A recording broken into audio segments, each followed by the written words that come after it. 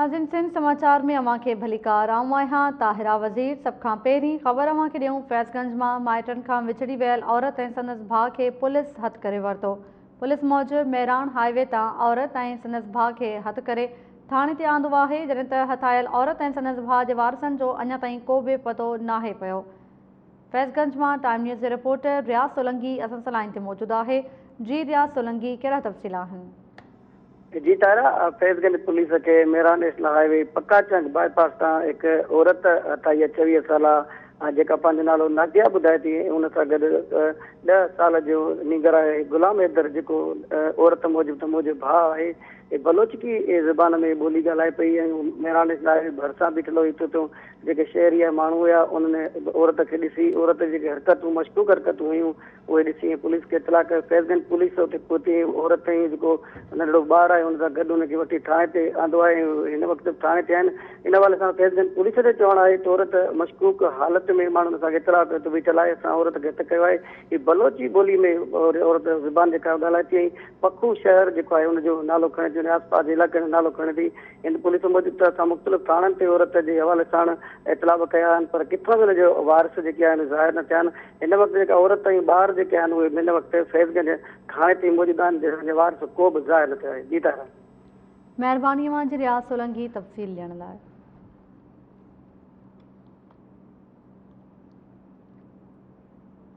बाखोसो police time news ऐं पंहिंजी अख़बार जे रिपोर्टर वहीद मरहटो जे घर ते चढ़ाई करे संदसि घर भातियुनि खे मुबैना तशद्दुद जो निशानो बणायो। मुतासिरनि जो चवणु आहे त पुलिस बिना जवाज़ चढ़ाई करे औरतुनि ऐं ॿारनि मथां तशद्दुद कयो, जंहिंमें हिकु ॿुढड़ी औरत जी बांह भॼी पई आहे। हुननि IG सिंध समेत लाॻापियल इख़्तियारनि खां नोटिस वठण जो मुतालबो कयो आहे। तफ़सील मालूम कयूं था टाइम न्यूज़ जे रिपोर्टर अब्दुल गनी खोसो खां। जी अब्दुल गनी खोसो, कहिड़ा तफ़सील आहिनि? जी बिल्कुल तारा, आज जैकाबाद पुलिस बिल्कुल वो सियासी पुलिस थी ॾेखारियो आहे। जैकाबाद बाऊ खोसो जी पुलिस बिला जवाब जेको आहे पंहिंजी अख़बार ऐं टाइम न्यूज़ जी रिपोर्ट अब्दुल वहीद मरहटो जे घर ते जेको आहे चढ़ाई करे उन्हनि में घर भातियुनि ते जेको आहे सख़्तु तशद्दुद जो निशानो बणायो, जंहिंमें जेको आहे सहाफ़ी वहीद बुरवी जो जेको मरहटो जो जेको आहे आमड़ जेको आहे रहमत ख़ातून जो हथु जेको आहे भॼी पियो, जॾहिं हुनजो भाउ जेको आहे उहो सख़्तु ज़ख़्मी थी पियो। जंहिं खां पोइ उनजे घर में जेको आहे कीहाट मची वियो। इन वाक़े खां पोइ जेको ॻोठण गती आहे त पुलिस उन्हनि खे धमकियूं ॾेई फरार थियो। इन हवाले सां मूंखे ॿुधाईंदो न त वहीद जेको टाइम न्यूज़ जो रिपोर्टर वहीद मरहटो उन कुझु ॾींहं पहिरियों जेको आहे बाऊ खोसो में हिकु व्हाट्सएप लाइ जंहिं ते 72 गज़नफर ख़ान जखरानी जे जेके माण्हुनि जेको आहे उहो कब्ज़ो कया, जंहिंजी रिपोर्ट जेको आहे पंहिंजी अख़बार में शाया थियण खां पोइ 72 जेको आहे मच्छरजी पियो आहे। 72 जेके मुख़्तलिफ़ हरबनि खां जेको आहे साहबी खे हितण लाइ जेको इहो कार्रवाई करे रहियो आहे। हाणे बि जेको आहे 72 गज़नफर ख़ान जखरानी जेको सूबाई सलाहकार एजाज जखरानी जो वेझो आहे, उन जेको आहे बाऊ खोसे पुलिस ज़रिए जेको आहे सहाफ़ी वहीद मरहटो जे घर ते चढ़ाई करे उनजे औरतुनि ऐं ॿारनि ते जेको 4 चौधी वारी जो जेको आहे पैमाल करे उन ते सख़्तु तशद्दुद जो निशानो बणायो। इन हवाले सां सहाफ़ियुनि में जेको आहे गणती जी लहर थियल आहे। सहाफ़ियुनि IG सिंध खां मुतालबो कयो जेका जैकाबाद पुलिस आहे उहा सियासी थी वई आहे। इन हवाले सां उहो नोटिस वरितो वञे जेके आहिनि जैकाबाद पुलिस जे बाऊ खोसे जी पुलिस जेको सहाफ़ी जे घर ते जेको आहे हमलो कयो आहे, काह कयो आहे, जंहिंमें जेके उनजी पूरी अमर जेका उहा ज़ख़्मी थी आहे। इन मामले जो नोटिस वरितो वञे ऐं जेके पुलिस एहलकार आहिनि जंहिं जेको आहे काह कयो उन्हनि जे ख़िलाफ़ सख़्तु कार्रवाई कई वञे। जी महिरबानी अवां जी अब्दुल गनी खोसो तफ़सील ॾियण लाइ। अब्दुल गनी खोसो तफ़सील ॿुधाए रहियो हो बाहु खोसो पुलिस टाइम न्यूज़ ऐं पंहिंजी अख़बार जे रिपोर्टर वहीद मरहटो जे घर ते चढ़ाई करे संदसि घर भातियुनि खे मुबैना तशद्दुद जो निशानो बणायो आहे।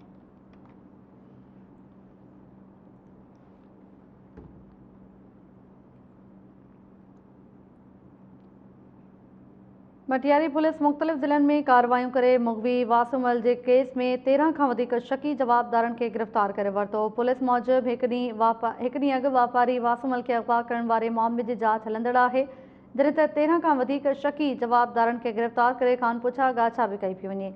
वधीक तफ़सील मालूम कयूं था कामरान मैमुण खां। जी कामरान मैमुण।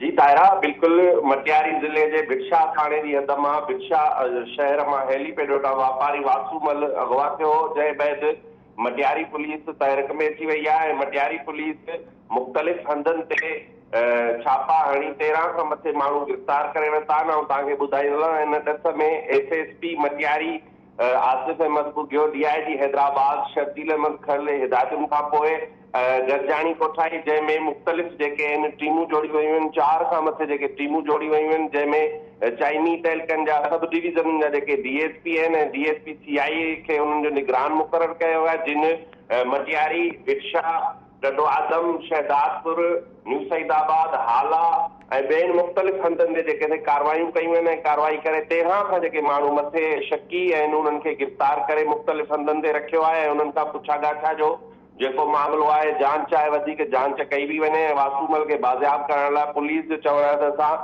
ॾींहुं राति कमु करे वासूमल खे जल्द बाज़ियाब कराए वठंदासीं। ऐं तव्हांखे ॿुधाईंदोला त इन वासूमल जे अॻुवा बाद अॼु बिरशा में शटरबंद हड़ताल थी ऐं वासन पारां पुरअमन एहतजाज पिणु कयो वियो, जॾहिं त ॿिए तरफ़ SSP Matiari Asif Bhugio Time News खे ॿुधायो आहे त टीमूं जोड़ियूं आहिनि ऐं जेका आहे जांच वसी कई वई आहे ऐं मुख़्तलिफ़ हंधनि ते छापा भरिया विया आहिनि। जल्द इंशाअल्लाह वासूमल खे गिरफ़्तार करे बिरशा आंदो वेंदो। जी ताहिरा, महिरबानी अवां जी। कामरान महमूद तफ़सील ॾियण लाइ।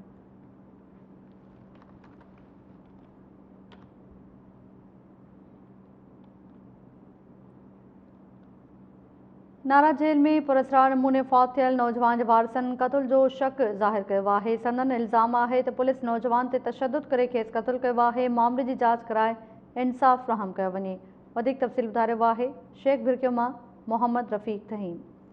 ॾींहुं अॻु नारा जेल हैदराबाद में मुबीना तौर क़त्ल थियल कुर्बान वाची वारे वाक़े ते STP शेख भिरकियो तरफ़ां एहतियाजी मुज़ाहिरो कयो वञे।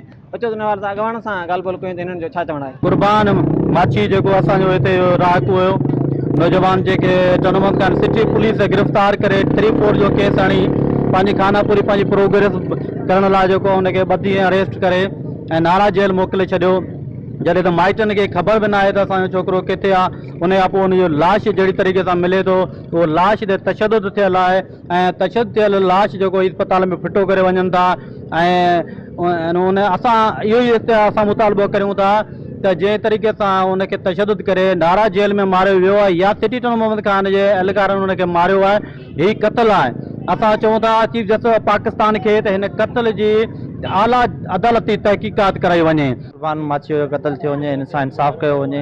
हिन सां असांजा एहतजाज जारी रहंदा जेसि ताईं हिनखे पायो तकमील न पुॼाईंदा तेसि ताईं असीं एहतजाज जारी रखंदासीं। जो बेगुनाह माण्हू आहे, छोकिरो नौजवान क़त्ल थियो आहे, इनजी आला अख़्तियारनि खां असां मुतालबो था करियूं चीफ जस्टिस खां ऐं वज़ीर आला सिंध खां त महिरबानी करे बेगुनाहनि जो खून जेको रायगान वञे पियो तव्हां उन ते एक्शन खणो ऐं उनजे जेके पुलिस वारा आहिनि जे नारा जेल या ॾुआरी आहिनि या तनु मोहम्मद पुलिस ॾुआरी आहे त उनखे केफ़र किरदार ते पहुचायो वञे, न त असां हीउ जेको पुरअमन एहतजाज आहे असां पूरी सिंध में कंदासीं। नाज़रीन तव्हां हिते मुज़ाहिरनि जूं ॻाल्हियूं ॿुधियूं। हिननि जो चवणु आहे त नारा जेल हैदराबाद में पुलिस नंबर क़त्ल थियल जेको हुनजी अदालती जांच कराए हुन सां इंसाफ़ कयो वञे। कैमरामैन सजा तहीम सां गॾु रफ़ीक तहीम, प्राइम न्यूज़, शेख भिरकियो। रिपोर्ट मां ॾिठी हुन खां पोइ अव्हांखे ॿुधायो नओं देरो में व्याज जी ॾेती लेती तां जवाबदारनि प्राइमरी उस्ताद मथां मुबैना तशद्दुद करे खेसि ज़ख़्मी करे छॾियो। मुतासिर दाहींदे चयो त नदीम गोपांग ऐं ॿियनि जवाबदारनि हमिलो करे मथसि तशद्दुद करण बाद फ़रार थी विया आहिनि। अव्हांखे ॿुधायूं पिया नओं देरो में व्याज जी ॾेती लेती तां जवाबदारनि प्राइमरी उस्ताद मथां मुबैना तशद्दुद करे खेसि ज़ख़्मी करे छॾियो। मुतासिर दाहींदे चयो त नदीम गोपांग ऐं ॿियनि जवाबदारनि हमिलो करे मथसि तशद्दुद करण बाद फ़रार थी विया आहिनि। हुन पुलिस जे आला इख्तियारनि खां नोटिस वठी जवाबदारनि जी गिरफ़्तारी जो मुतालबो कयो आहे। नओं देरो मां टाइम न्यूज़ जी रिपोर्टर नूर मोहम्मद सूमरो खां वधीक तफ़सील मालूम कयूं था। जी नूर मोहम्मद सूमरो, कहिड़ा तफ़सील आहिनि? जी बिल्कुलु, नओं देरो ऐं भरपासे वारनि इलाइक़नि में व्याज जो कारोबार ज़ोर वठी वियो आहे। व्याज जी ॾेती लेतीअ तां व्याजी प्राइमरी उस्ताद सुनील कुमार मथां हमिलो करे उनखे शदीद ज़ख़्मी करे छॾियो, जंहिंखे नओं देरो अस्पताल पहुचायो वियो। ज़ख़्मी सुनील कुमार ॿुधायो त मूं कुझु साल अॻु व्याजी नदीम गोपांग खां 3 लख रुपया वरिता हुआ, जिन मां साढा 3 लख रुपया व्याज तौरु अदा कया। जॾहिं त मुंहिंजा हुन वटि चेक गिरवी रखियल हुया, जेके मूं चेक वापसि वठण लाइ वियुमि त हुन मूं ते हमिलो करे ॾिनो। अहिड़ो इतला हुन नओं देरो थाणे ते पिणु ॾिनो आहे, पर पुलिस जवाबदारनि ख़िलाफ़ का बि कार्रवाई न कई आहे। उन्हनि आला अख़्तियारनि खां मुतालबो कयो त व्याजी नदीम गोपांग ख़िलाफ़ कार्रवाई करे मूंखे इंसाफ़ फ़राहम कयो वञे। जी महिरबानी अव्हांजी नूर मोहम्मद सूमरो तफ़सील ॾियण लाइ।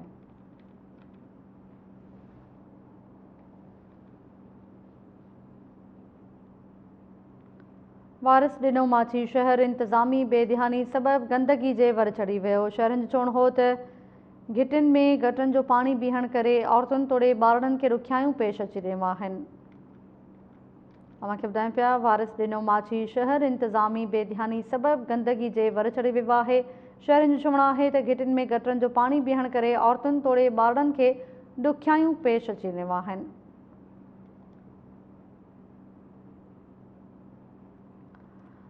वारिस ॾिनो माची शहर इंतज़ामी बेध्यानी सबबि गंदगी जे वर चढ़ी वियो आहे। शहरनि जो चवणु आहे त इंतज़ामिया खे केतिरा ई भेरा शिकायतूं करण बावजूदि अञा ताईं सफ़ाई सुथराई वारो निज़ाम बहितर नाहे थियो।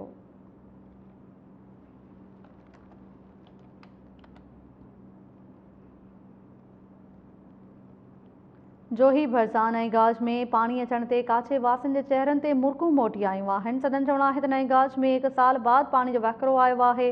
वधीक पाणी अचण सबबि तबाही जो ख़दशो बि आहे। नए गाज में 1 साल बाद अॼु वरी नए गाज जो पाणी जो वहिकिरो आयो जिते काछे वासियुनि जे चेहरनि ते मुरकूं मोटी आयूं आहिनि ऐं उन सां गॾु काछे वासियुनि में ख़दशो आहे त नए गाज में वधीक पाणी अचण सां इलाइक़े में तबाही थींदी। अचो त इन सिलसिले में मौजूदु काछे वासियुनि नौजवान सां ऐं इलाइक़े वासियुनि सां ॻाल्हि ॿोल कयूं त संदन खे छा चवणु आहे। सर इहो पाणी जेको आहे हींअर त थोरो आहे नॉर्मल आहे, उनजे करे तकलीफ़ न आहे। ऐं छाकाणि हिते गुआर थींदी आहे, ज्वार तिर मूंग थींदा आहिनि, माशाल्लाह ख़ुशी आहे। ऐं जेको घणो पाणी ईंदो आहे पोइ असांखे नुक़सानु बि ॾींदो आहे। ड्रिगबाला आहे या कंडो वारा राजो गंढवा या काफ़ी इलाही ॻोठ आहिनि, पोइ ख़तरो हूंदो आहे।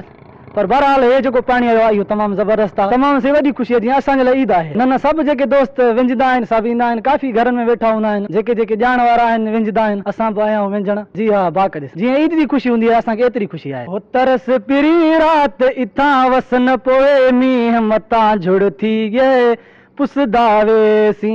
तरस पिरी रात इतां वसन पोए मींहं मतां झुड़ थी गे पुसदा वेसी। झुड़ थी गे पुसदा वेसी। तूं जो वेसी आड़ा पाड़ा खिलसी में ते सतरा जी पाड़े विच लिगारी बबर के महेसर के माछी। इतला कर जो अली हसन, इतला कर जो अली हसन, बात पीवे चाह किथां झुड़ थी गए। असां इन करे जेको आहे सो पाणी जेको थोरो अचे थो उहो असांजी आबादी में कमु अची थो वञे, पर पाणी जेको घणो अची थो वञे उहो असां जेको ज़रा इब्लाग आहिनि जंहिंमें रोड रस्ता पुलियूं वग़ैरह उहो टोड़े थो वञे ऐं उहो बंदि जो कमु न थियण जे करे तमामु असांखे नुक़सानु ॾिए थो। पोइ परेशानी में आहियूं। जेकॾहिं कोई इतफ़ाक़ी एमरजेंसी केस थी थो पए त उन में तमामु घणी असांखे परेशानी थिए थी। सो असां इहो वस वारनि खे अपील इहा ई कंदासीं त असांजा रोड रस्ता ठाहिया वञनि, उनखे पुलियूं ठाहियूं वञनि, पाणी खे जेको कसीर उलमियाद जेको आहे सो निकाल ॾिनो वञे ऐं मथां बंदि जो कमु कयो वञे जेको इंतिहाई ख़तरनाक आहे। ऐं जेकॾहिं ॿोॾि जी सूरत हाल थी पई त हे असांजो आसा पासे वारा ॻोठ सभु असां लुड़ी वेंदासीं। असांखे ॾाढी वॾी ख़ुशी आहे तमामु। असां राति खां वठी जेको इंतज़ारु कयो पाणी जो, पाणी घटि आहे त असां माना विझण लाइ सभु जेके आहिनि नौजवान सभु आया आहियूं। घणो पाणी ईंदो त असांखे नुक़सानु थींदो। हींअर बनियूं वनियूं हीअ आबाद थींदियूं जेको आहे हींअर ही पाणी सही आहे। जे माना घणो ईंदो पोइ असांखे ख़तरो आहे। जी तव्हां ही ॻाल्हियूं ॿुधियूं नौजवाननि जूं ऐं काछे वासियुनि जो चवणु आहे त जेको नए गाज में हींअर पाणी आयो आहे थोरे पाणी अचण सां संदन जेके चेहरा आहिनि उहे बहकी पिया आहिनि ऐं इन्हनि में ख़ुशी छायल आहे। नौजवान जो चवणु आहे त सॼी राति पाणी जो इंतज़ारु कयो आहे। उन सां गॾोगॾु काछे वासियुनि जो इहो बि चवणु आहे त जेको गाज बंदि टुटल आहे उन जे सबबि संदन साह मुठ में आहे ऐं जॾहिं पाणी वधीक आयो त इलाइक़े में तमामु वॾी तबाही थींदी। तंहिं करे हुकूमत खे घुरिजे त फौरी तौर ते काछे जे जेके गाज वारे इलाइक़े में ख़ुशूसी तवजह ॾेई ॿोॾि खां बचाव जा उपाउ वरिता वञनि। कैमरा टीम सां गॾु हाकिम लगारी, टाइम न्यूज़ जोही। हाकिम लगारी जी रिपोर्ट मां ॾिठी नाज़रीन। उन खां पोइ अव्हांखे ॿुधायूं ठारो शाह टाउन कमेटी जे मुलाज़िमनि पारां मुतालबनि जी मञता लाइ धरणो हणी एहतिजाज कयो वियो। एहतिजाज कंदड़ मुलाज़िमनि चयो त साल 2017 खां वधियल पघारूं ऐं इंक्रीमेंट जारी करे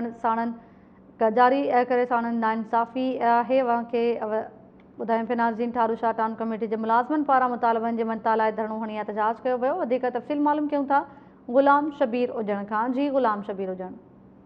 जी तरह तक ॿुधाईंदो हलां ठारू शाह में टाइम कड़ी जी मुलाज़िम मुतालबनि जी मञता लाइ एहतिजाजी मुज़ाहिरो कयो आहे। निटण उस में मुतालबु जेको आहे धरणो हणी जेको आहे मुलाज़िम जेके आहिनि उन्हनि जेको आहे चयो आहे त 2017 खां डिफरेंस बिल इंक्रीमेंट जेको आहे 2000 जेको आहे पघारूं न मिलण ख़िलाफ़ जेको आहे टाउन कमेटी मां जेको आहे सो असांखे जेको आहे इंसाफ़ न पियो मिले। जॾहिं हिन चयो त एसी भिरिया जेको आहे शायदि सरकी ऐं टाउन ऑफिस सिकंदर बिजराणी उहे जेको मिली भगत करे असांजी जेको आहे सो पघारूं ऐं जेके डिफरेंस बिल आहिनि उहे कूड़ा ठाहे करे लखे रुपया हड़प कराया आहिनि। हिननि एहतिजाज करे चयो आहे DC नौशर फिरोज़ खां ऐं आला हुकूमत खां मुतालबो कयो आहे त असांजा जेके बिल आहिनि डिफरेंस बिल आहिनि असां जेके पघारूं असांखे ॾिनियूं वञनि असां पोरियत क़दुरु मज़दूर आहियूं असां महिनत कंदा आहियूं ऐं जेको आहे शहर जी सफ़ाई सुथराई कंदा आहियूं पर टाउन जेको आहे जेको बिजाराणी आहे जेको आहे टाउन जो जेको टाउन ऑफिसर उहो AC भिरिया जेको आहे मिली भगत करे असांजा लख रुपया हड़प करायो आहे हिननि एहतिजाज करे चयो त असांजे मुतालबा मंज़ूर कनि मथां ईद आहे जीअं असां पंहिंजे बचड़नि खे ईद जा कपिड़ा लटा ॾेई करे असां पंहिंजी ख़ुशियूं जो करे सघूं। जी महिरबानी अवां जी। ग़ुलाम शबीर हुजण तफ़सील ॾियण लाइ।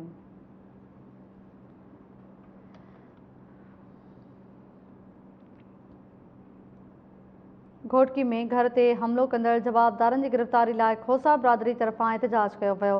एहतिजाज कंदड़नि चयो त जवाबदार मुनव्वर जिस्काणी ऐं ॿियनि घर ते हमलो करे फायरिंग कई जॾहिं त जवाबदारनि जी गिरफ़्तारी लाइ पुलिस रिश्वत तलब करे रही आहे। घोटकी में घर ते हमलो कंदड़ जवाबदारनि जी गिरफ़्तारी लाइ खोसा बिरादरी तरफ़ां एहतिजाज कयो वियो। वधीक तफ़सील मालूम कयूं था घोटकी मां टाइम न्यूज़ जे रिपोर्टर माजिद अली संगड़ खां।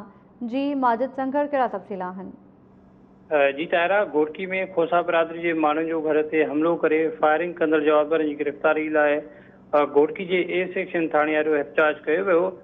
घोटकी भरिसां A सेक्शन थाणे जी हद ॻोठ हाजी गुल खोसो जे रहवासी ॻोठाणनि हबीबुल्लाह खोसो, मोहम्मद अब्बास खोसो, अकरम खोसो, मोहम्मद यूसुफ खोसो ऐं ॿियनि घोटकी A सेक्शन थाणे ते पहुची एहतिजाज कंदे चयो आहे त जवाबदार मुनव्वर जिस्काणी, अनवर जिस्काणी पंहिंजे साथीनि सां गॾिजी करे घर ते बिलाजवाब फायरिंग करे मारण जी कोशिशि कई पर A सेक्शन घोटकी पुलिस पंहिंजे पटे भाई पुलिस एहलकारनि गिरफ़्तार करण खां इनकार कंदे कादरपुर पुलिस चौकी ते वञण जो चई करे थाणे तां मोटाए छॾियो आहे पर कादरपुर पुलिस चौकी जो इंचार्ज मंज़ूर झटियाल बि उन्हनि खां मुबैना तौर ते घर ते हमलो करे ज़ख़्मी कंदड़ जवाबदारनि जी गिरफ़्तारी लाइ 2000 रुपया रिश्वत तलब करे रहियो आहे।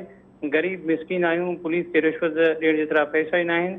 एहतिजाज कंदड़ खोसा बिरादरी जे माण्हुनि SSP घोटकी ऐं ॿियनि वस वारनि खां मुतालबो कयो आहे त घर ते हमलो कंदड़ पुलिस एहलकार अनवर जिस्काणी, मुनवर जिस्काणी ऐं ॿियनि मां जान खे असांखे ख़तरो आहे उन्हनि खे गिरफ़्तार करे केस दाख़िल करे असांखे तहफ़्फ़ुज़ फ़राहम कयो वञे।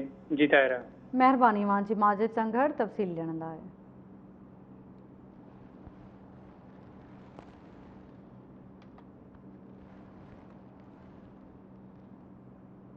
पंजाब के झूने जियाले रशीद मीर के जिगर के आर्ज़े सबब गंबड़ जी गिम्स अस्पताल में दाख़िल किया वियो। जिगर के आर्ज़े में मुब्तला जियाले जो चवण हो त गिम्स इंतज़ामिया राब्तो करे इलाज की ख़ातिरी कराई है। गंबड़ मां हफ़ीज़ मंगी का वधीक तफ़सील मालूम क्यों था। जी हफ़ीज़ मंगी, कहिड़ा तफ़सील आहिनि? जी पंजाब जो पीपल्स पार्टी जो झूनो जेको आहे उहो जियालो आहे शहीद मोहतरमा बेनज़ीर भुट्टो जो वेझो साथी रशीद मीर वो अॼु गंबड़ गिम्स अस्पताल पहुतो आहे जंहिंखे जेको आहे जिगर जो आर्ज़े सबबि अॼु दाख़िल कयो वियो आहे। रशीद मीर जो चवणु आहे त जिगर जे आर्ज़े सबबि रावलपिंडी जी अस्पताल में पाण खे दाख़िल करायो हुयो पर उते बहितर इलाज ऐं सहूलियतूं न हुअण जे करे गंबड़ गिम्स अस्पताल जी इंतज़ामिया सां राब्तो कयो जिन अचण लाइ चयो आहे। अॼु हिते पहुतो आहियां ऐं हिते मुंहिंजी जेका आहे उहा CT स्कैन थी आहे ऐं जेको इलाजु आहे उहो शुरू कयो वियो आहे। इलाज सबबि हींअर मुंहिंजी जेका तबियत आहे उहा बहितर जेका आहे उहा थी रही आहे। हिन जो वधीक चवणु हो त मुंहिंजे पुट खे जेका आहे उनखे बि जहिड़ी जेका आहे उहा कैंसर ज़ाहिर थी आहे जिन ते शक ज़ाहिर कयो वियो आहे। जेका रावलपिंडी हॉस्पिटल जा जेके डॉक्टर आहे उन्हनि शक ज़ाहिर कयो आहे त मूंखे बि जेका आहे उहा जहिड़े जी जेका आहे कैंसर आहे उन हवाले सां अॼु गंबड़ गिम्स अस्पताल पहुतो आहियां। मुंहिंजो इलाज शुरू कयो वियो आहे। हिन जो चवणु आहे त पीपल्स पार्टी जे जॾहिं मोहतरमा बेनज़ीर भुट्टो जेका हुई उहा ज़िंदा हुई त पीपल्स पार्टी जे दौर में आउं ॿ दफ़ा जेको आहे उनजो सिक्योरिटी इंचार्ज जेको आहे उहो रहियो आहियां ऐं मूंखे बहितर इलाज जी ज़रूरत आहे। ऐं हिन आख़िरी जेका आहे उहा ख़्वाहिश ज़ाहिर कई आहे त बिलावल भुट्टो ज़रदारी जेको आहे उहो वज़ीर आज़म थिए ऐं उनखे वज़ीर आज़म जेको आहे उहो ठीक है। महिरबानी अवां जी हफ़ीज़ मंगी तफ़सील ॾियण लाइ।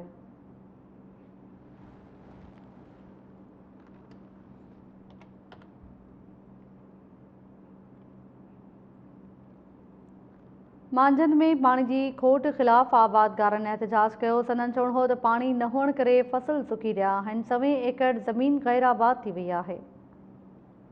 जी बिल्कुल नाज़रीन, हिन वक्त असां मौजूद आहियूं ॻोठ सोनो खान ज़रदारी में, जिते मखदूम सहार कैनाल जे पुछड़ी जे आबादगारनि खे पाणी न ॾियण खिलाफ़ जेको सो एहतजाजी मुज़ाहिरो कयो पियो वञे। अचो त हितां जे आबादगारनि सां ॻाल्हि ॿोल कयूं त हुननि जो छा चवणु आहे। सहार लिफ्ट इरीगेशन जे पुछड़ीअ ते वेठा आहियूं असीं। पुछड़ी आबादगार में हिते 5-6 ॻोठ आहिनि जेके आहिनि सोनू खान ज़रदारी, सोबदार ज़रदारी, सही अलायार कोसो, दरिया खान कोसो, सही ॻोठ मेसा, ये सभु गैर आबाद ज़मीनूं पियूं आहिनि। हितां खाटी बि जेका असां पाण खणाई आहे, सॼो ॼारो कढी आया आहियूं। 5-7 ॾींहं असीं विया आहियूं। हिते को ऑफिसर ॾिसण में कोन थो अचे, जेॾो हुनजे मथे में जूं ई कान थी सुरे।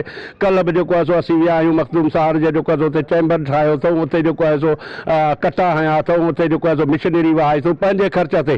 हितां खां सभु आबादगार हलिया। पाणी जी हालत तव्हां इहो पाण ॾिसो था त शाख सुकी पई आहे। हिते एकड़ बि को बि ज़मीन जो आबाद कोन्हे को। कमु असीं करणु वञूं पर आबाद हिते को बि कोन्हे। हाणे इहा जेका असां ऑफिसरनि जी गफ़लत आहे या असां सां को ॿियो को धोखो थो थिए। असां MP वटि विया आहियूं, MNA वटि विया आहियूं, सही मुंहिंजा चीफ सेक्रेटरी वटि विया आहियूं, 2 दफ़ा इंजीनियर AC पाण हिते विज़िट करे विया, तॾहिं बि को बि खड़क न निकितो आहे। 18 कलाक हिते लोड शेडिंग आहे, बाक़ी 4-5 कलाक जेका मिले थी उन में बिरुगो झटका आहिनि। 12 साल थी विया आहिनि, हाणे त ही शाख ठही आहे पर असांखे पाणी जो ढुक बि न वियो आहे। ॿिए नंबर ते असां जेके आहियूं, हिन उमिरि में असांजी उमिरि न आहे गुॾ करण जी, पर असां मजबूरी ख़ातिर 200 रुपया तारीख़ ते असां 12 बजे ताईं मज़दूरी कंदा आहियूं। ही मासूम नंढा छोकिरा असां 200 ते तारीख़ ते असां वठी ईंदा आहियूं मज़दूरी करे, मतिलबु पेट गुज़र करियूं। ऐं वॾा जेके मोतबर आहिनि, वॾा AC वॾा मोतबर वेठा आहिनि, वॾनि पेटनि वारा वॾनि वाॻू वेठा आहिनि, उहे उन्हनि खे का परवाह। हाणे ख़ुदा जो ख़ौफ़ करियो, असांजी जॻह ते तव्हीं हुजो त तव्हांजो हाल छा थींदो। 10-20 साल थी विया आहिनि जेको जंहिंमें पाणी असांखे माना कोन था ॾियनि। जेको माल असांजो माण्हू त ठहियो पर माल असांजो माना पीअण लाइ माना सम्झ मरंदो ऐं तड़पंदो रहे, जंहिंमें असां पोइ माण्हुनि लाइ बि इहो कोन्हे को भाॼी भूती लाइ बि माना एतिरो माण्हुनि जे पासे खां किथे केतिरो पंधु परे वेंदा आहियूं पाणी भरण लाइ।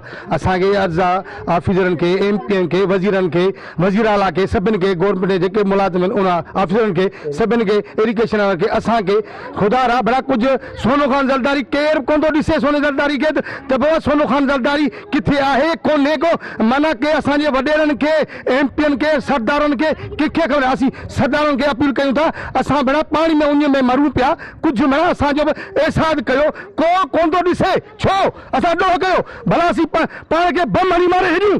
इहो अर्ज़ु त इरीगेशन वारा जेके आहिनि, मखदूम सहार कैनाल जेको आहे, पुछड़ी वारा आहियूं असां ज़रदारी ॻोठ, इलाही ॻोठनि, ज़िमखानी आहिनि, मेसा आहिनि, ज़रदारी आहिनि, ॿियो बि ज़रदारनि जो ॻोठ आहे, ज़िमखानी आहिनि।